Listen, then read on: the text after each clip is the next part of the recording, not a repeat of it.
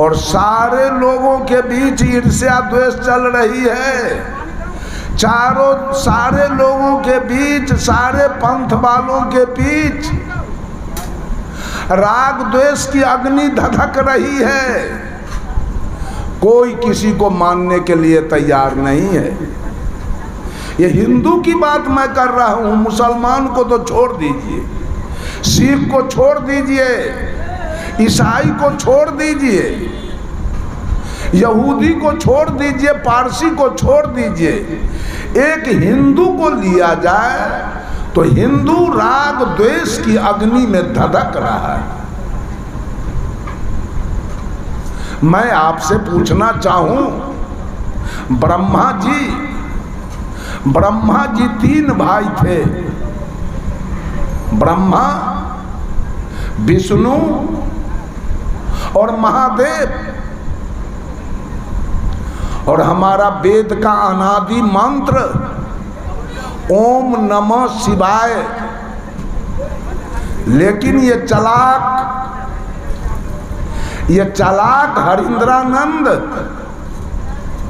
को ब्रह्मा से मतलब नहीं, विष्णु से मतलब नहीं, इनको केवल महादेव से मतलब रह गया। इन्होंने ओम शब्द में 3 मात्रा है, ओ जोड़ ऊ जोड़ म। अ ब्रह्मा, ऊ विष्णु और म महादेव। इनको केवल महादेव जी से जरूरी था। इन्होंने ओम शब्द को काट के हटा दिया। वेद का जो अनादि मंत्र था उसको काट के हरिंद्रानंद जी फेंक दिया और छोड़ा क्या? नमः शिवाय। मैं केवल महादेव जी को नमन करता हूं। बैठिए, मैं केवल महादेव जी को नमन करता हूं। ब्रह्मा विष्णु से मुझे कोई लेना देना नहीं है।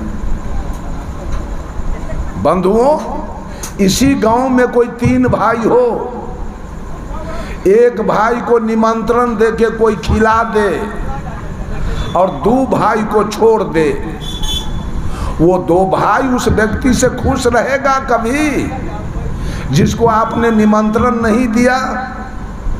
वो 2 भाई आपसे खुश रहेगा? आपके ऊपर कभी विपत्ति आ जाए तो एक भाई मदद करेगा और 2 भाई आपका विरोध करेगा। हो जाएगा आपका कल्याण पा लीजिएगा क्या?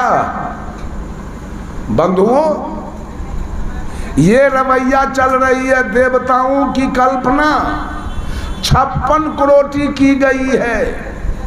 देवताओं की कल्पना 56 करोटी की गई। आप कितना का भजन कर सकते हैं जरा बोलिए? 50 को देवता का नाम हमको गिना दीजिए, 56 करोटी छोड़ दीजिए। मैं उतना नहीं जानना चाहता हूँ। 50 को भगवान का नाम केवल हमको गिना दीजिए कि इतना का नाम मैं जानता हूँ। कोई नहीं जान रहा है, कोई नहीं जान रहा है। तो फिर आपके अंदर राग द्वेष की अग्नि धधक रही है। केवल आपको महादेव जी से मतलब है, आपको ब्रह्मा विष्णु से कोई मतलब नहीं। तो मान लिया जाए आप जिस दिन मरेंगे तो महादेव जी आपको 2-4 नदी पार कर देंगे और 5वां नदी पर ब्रह्मा जी और विष्णु जी मिल गए तो आपका मिर्गी उतार देंगे कि छोड़ देंगे? मिर्गी आपका उतर जाएगा कि रह जाएगा? आप कल्याण पा लीजिएगा। बड़ा सस्ता समझते हैं। सारी सृष्टि राग द्वेष की अग्नि में धधक रही है। राम के भजने वाले, राम का मंदिर आपने दरवाजे पर बना लिया है, कृष्ण का मंदिर तो नहीं बनाया। तो कृष्ण आपसे खुश रहेंगे क्या? कृष्ण आपको धन देंगे क्या? कृष्ण आपको सुख शांति देंगे क्या? कृष्ण आपको मुक्ति देंगे क्या? कृष्ण आपको मोक्ष देंगे क्या? नहीं होने वाला है। और मान लिया जाए कि राधा कृष्ण का मंदिर आपने अपने दरवाजे पर बना लिया, राम का मंदिर तो नहीं बनाया। आपको राम से नफरत है, कृष्ण से लेना देना है, कृष्ण से आपका प्यार मोहब्बत है, इसलिए कृष्ण को आपने देवता अपना मान लिया, राम को आपने नहीं माना। तो कृष्ण आपकी मदद करेंगे, राम आपका विरोध करेगा, आपका मुक्ति कैसे होगा? आपका कल्याण कैसे होगा? आपके जीवन में सुख शांति कैसे आएगी? आपका मोक्ष कैसे हो पाएगा? कृष्ण का मंदिर आपने बना लिया, फिर हनुमान का मंदिर आपने नहीं बनाया। हनुमान का मंदिर बना लिया, फिर महादेव जी का मंदिर आपने नहीं बनाया। महादेव जी का मंदिर बना लिया, आपने विष्णु जी का मंदिर नहीं बनाया। विष्णु जी का मंदिर बना लिया, ब्रह्मा जी का मंदिर नहीं बनाया। कौन खुश होगा आपसे और किसके भजन से आपकी मुक्ति और गति होगी? काली के पूजने वाले दुर्गा का मंदिर नहीं बनाया, सोखा के पूजने वाले कारिक का मंदिर नहीं बनाया, फेकू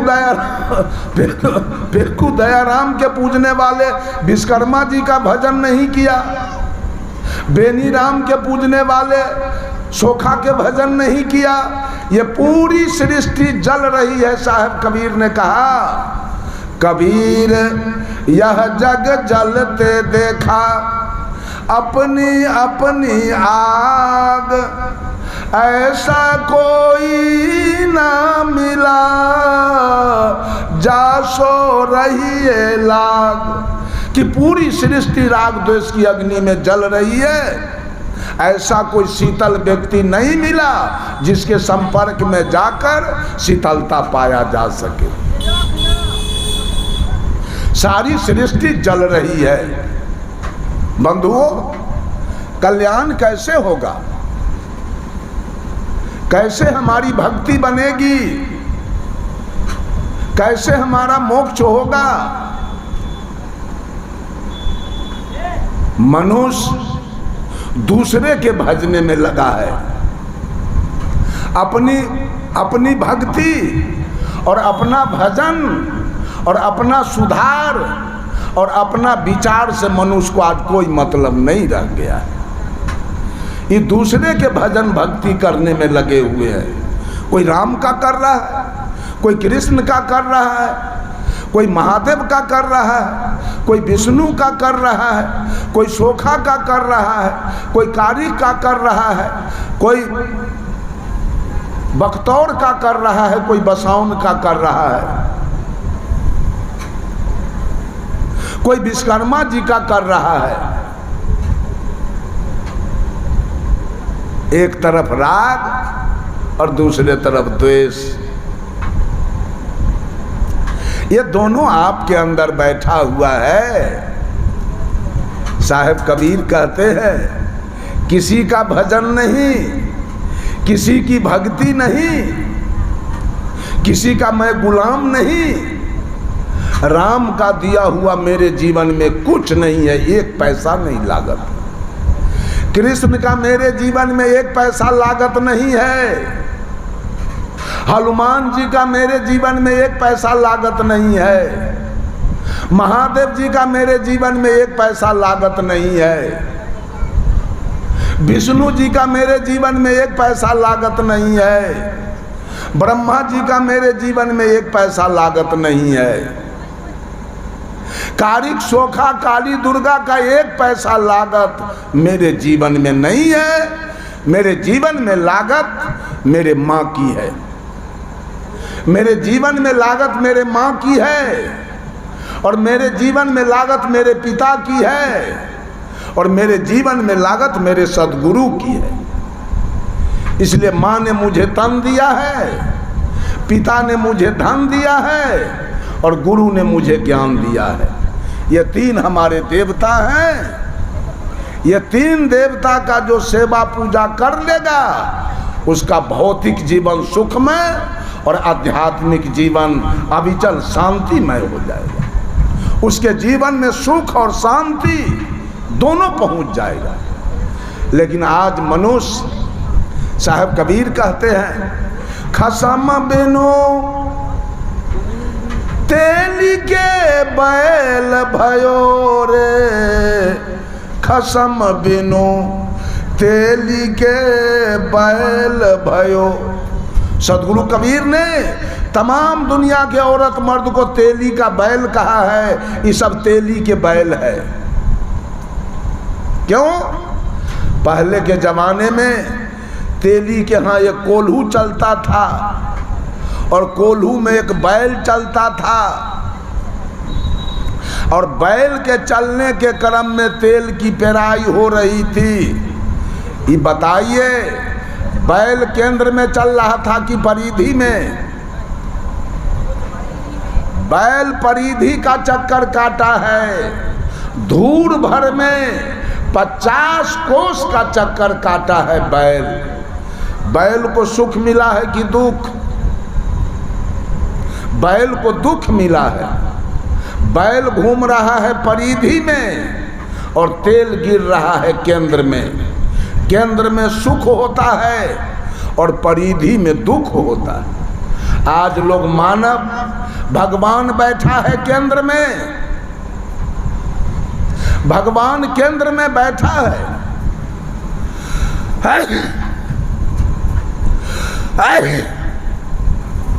भगवान केंद्र में बैठा है। जब तक वो भगवान की सत्ता इस काया के अंदर है, तभी तक ये आंखें दुनिया को देख रही है, कान दुनिया की बातों को सुन रहा है, नाक सुगंध दुर्गंध ले रहा है, मुंह बोल रहा है, खा रहा है, त्वचा स्पर्श कर रहा है। जिस दिन परमात्मा की सत्ता काया से निकलेगी, आँख की क्रिया बंद हो जाएगी, कान का क्रिया बंद हो जाएगा, नाक का क्रिया बंद हो जाएगा, मुंह का क्रिया बंद हो जाएगा और त्वचा की क्रिया बंद हो जाएगी। परमात्मा बैठा है केंद्र में। आई सारा दुनिया तेली के बैल बन के सतुआ, चिवड़ा, पूरी, ठकुआ, खजूर लेकर और बैद्यनाथ, जगन्नाथ, भूतनाथ, केदारनाथ, हरिहरनाथ, पशुपतिनाथ, अमरनाथ, गंगा, जमुना, कमला, जमंगला, कृष्णा, कावेरी, गोदावरी, ताप्ती, नर्मदा, काशी, हरिद्वार, प्रयाग, वृंदावन, गोकुला, मथुरा,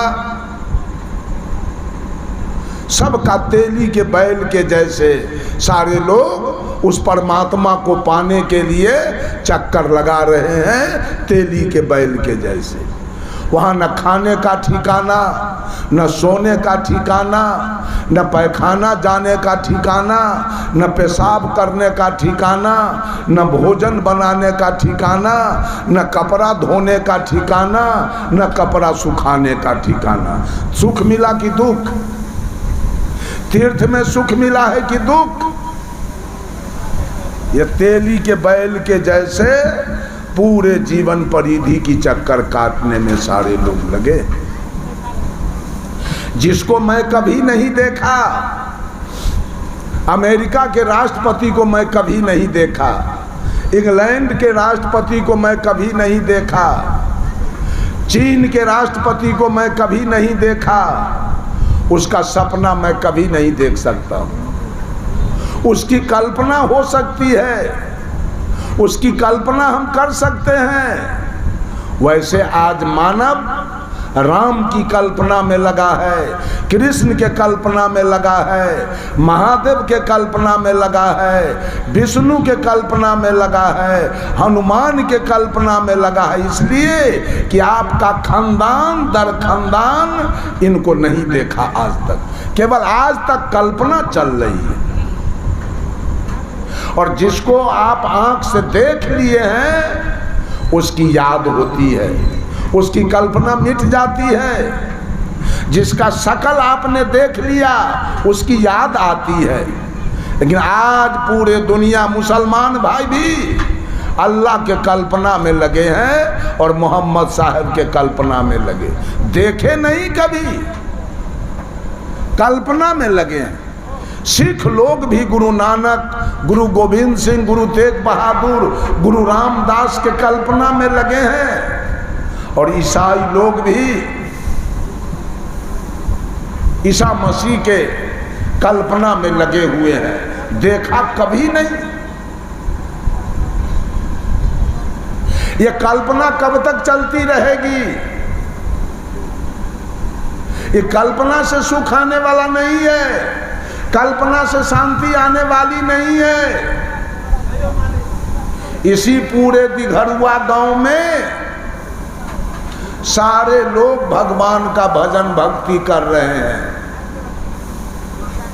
कोई शिव चर्चा कर रहा है, कोई हनुमान जी का पूजा कर रहा है, कोई अठजाम कर रहा है, कोई चौपहरा कर रहा है, कोई श्रीमद् भागवत कथा कहवा रहा है, कोई महिला छठ कर रही है, चकचंदा कर रही है, कोई जितिया कर रही है, कोई करवा चौथ कर रही है, कोई कर्मा धर्मा कर रही है, कोई तीज कर रही है।